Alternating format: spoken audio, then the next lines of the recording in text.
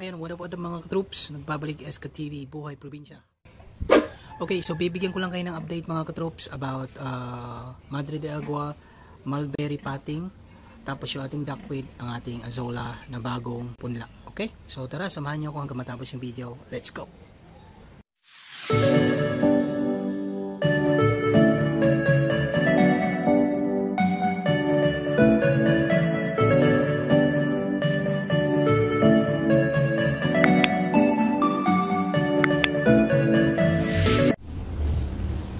So ayan mga katroops, nakikita nyo ang ating mulberry at ang ating namang Madre de Agua. So ayan mga katroops, nag-sprout na talaga yung ating mulberry, hindi na napigilan, no? So makikita nyo malalaki yung dahon, cuttings pa lang siya sa mismong pre-plat, okay, na lupa. So naka pre-plat pa lang siya. Ngayon kung magtutuloy-tuloy na sila, lalo na yung may mga dahon na, ililipat na natin sila doon sa mismong pagtataniman natin hanggang sa sila ay umabong, no?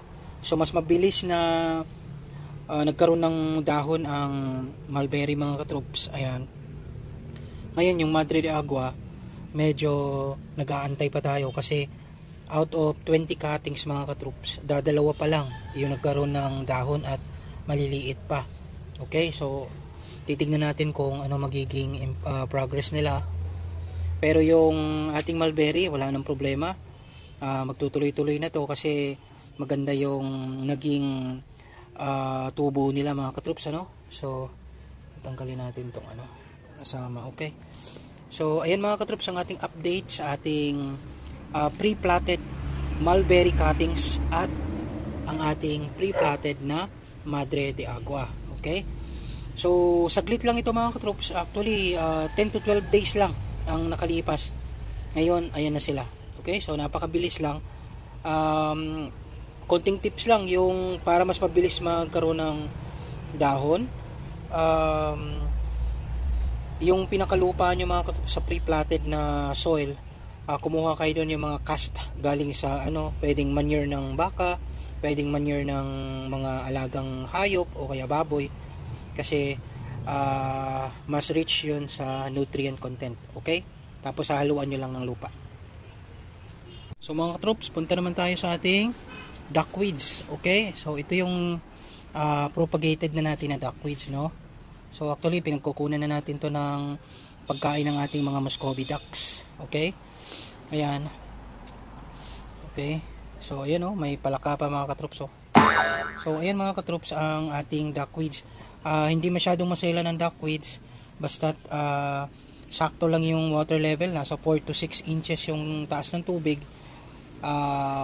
Walang problema, meron silang lupa, tutubo sila, mag-propagate sila. Okay, so ito naman yung ating kulungan ng ating Muscovy ducks. Ayun sila doon sa dulo, nanginginain. Ayan, so nandun naglaro-laro. Okay, meron dito sa gilid, meron tayong dalawang Muscovy na nangingitlog. Okay, so bibigyan ko kayo ng update soon. Okay, so ayan, punta naman tayo sa ating mga katroops, azolla. So puntahan natin yung bago nating azolla na nakapunla. Okay, so ayan yung ating inahin baboy.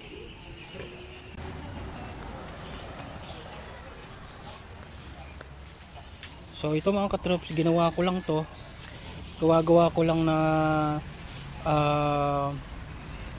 trapal pond.